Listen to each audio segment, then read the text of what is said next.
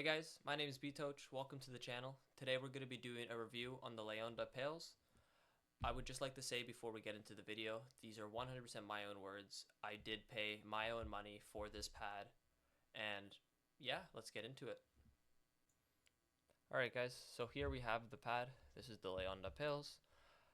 This is the 490 by 490 square size, in my opinion. It's the best size. It's in the gray color, and this is the soft firmness. First off, I'd like to talk about the actual quality of the pad. It's exactly what you would expect from a top tier pad. It rivals companies like Artisan, Lethal, some of the top pad companies currently on the market. The stitching all the way around the pad, it's perfectly uniform. I can't see any defects with it.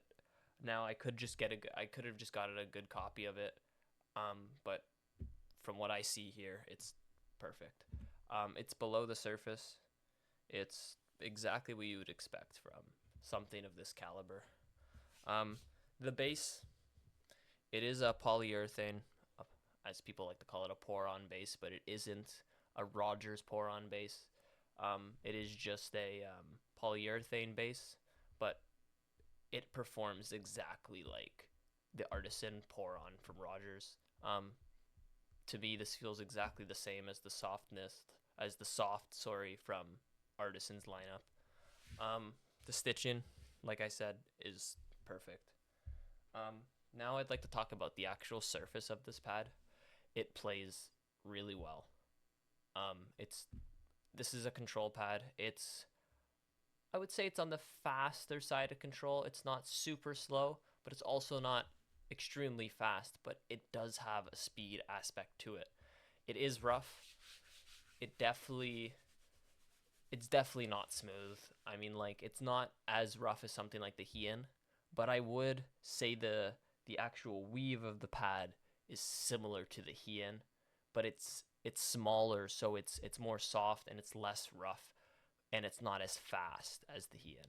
And I feel like the Hien's surface is harder than this. This is a lot, like I said, a lot more soft. It's a lot more plush, this feels.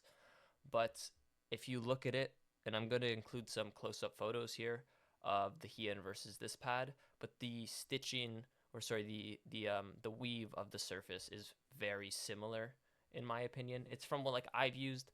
I've heard this is similar to the Otsu. I've never used one. I've never touched one in real life, so I can't make that comparison, but I can make the comparison to the Hien, considering I do have one and I have played many hours on it, so I can make the comparison there. But with Obsidian Airs, it's definitely on the quicker side of control, but it offers, with the texture, it offers extra control, which is something that I'm looking for in a hybrid pad, almost, when I want more control for games like Valorant. Rainbow Six Siege is definitely a really good game to use with this pad. Because you need to be kind of fast in that game, but there's also some slow aspects to it, so this pad excels in stuff like that. It's definitely good in Val and CS. I really enjoyed playing those games with this pad. It's definitely an experience with dot skates, or something like stock final mouse skates, a little bit smaller. Something like wider skates like I have on my Lamzu here, it feels a lot more smooth and it doesn't offer that texture I'm looking for, which, with something like larger skates like this, the experience playing with it isn't as special as playing with something like dot skates or just smaller corner skates like I have on my final mouse here. But it's definitely a unique experience, in my opinion, to what I've used, and what I think other pads would be like. I'd like to show the Hien here, just to show kind of a speed difference. And like I said, I'm gonna add some photos here showing the textures, the Hien versus the Pelz here. But the speed of the Hien is definitely a lot quicker than the Pelz. The Pelz is definitely a lot more control, but I would say that they feel similar with the roughness. Like I said, this is a lot more soft. This is a lot more, feels, the stitching, or the weave almost feels higher on the Hien, and it's a lot more tough, which offers that speed.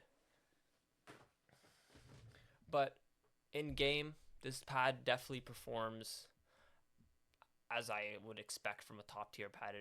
It performs like a top tier pad. In Siege, I found myself flicking to people's heads perfectly.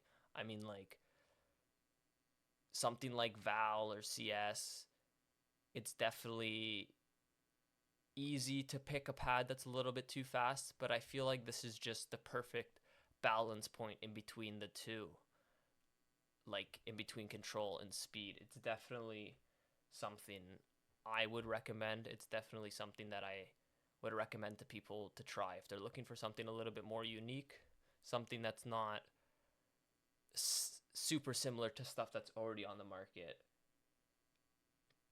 Um, Playing Siege specifically with this pad, it's it's quite good. I mean, like in that game, there is, like I said, there are some times where you're tracking, but there's also a lot of times where you're just holding an angle and you need to make super small adjustments. And with the texture and the dot skates here, it just, you can kind of almost like sit in between the weave, and it's super nice, and it just feels very, very good. Um, the rating I'd like to give this pad, I I'd say like an 8.3 out of 10. I mean, like it's not my favorite pad currently, but it is very good. It's definitely one of the better pads I've used. It's it's special in my opinion. I think if you have the money and you're willing to spend the $70 or $50 American or US on a pad, then I would definitely recommend this for something to look at.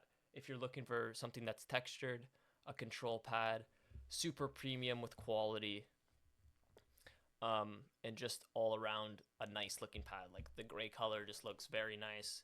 I haven't seen many pad companies do a gray color exactly like this, so it's nice to see a company doing a nice pad color like this. And they offer also like purple, blue, orange, red. They offer a lot of different colors, which is nice because you can tailor it more towards what your setup looks like. Or if you want to just do like a crazy color or something like that, it's very nice to have options like that when you're looking to spend this much money on something.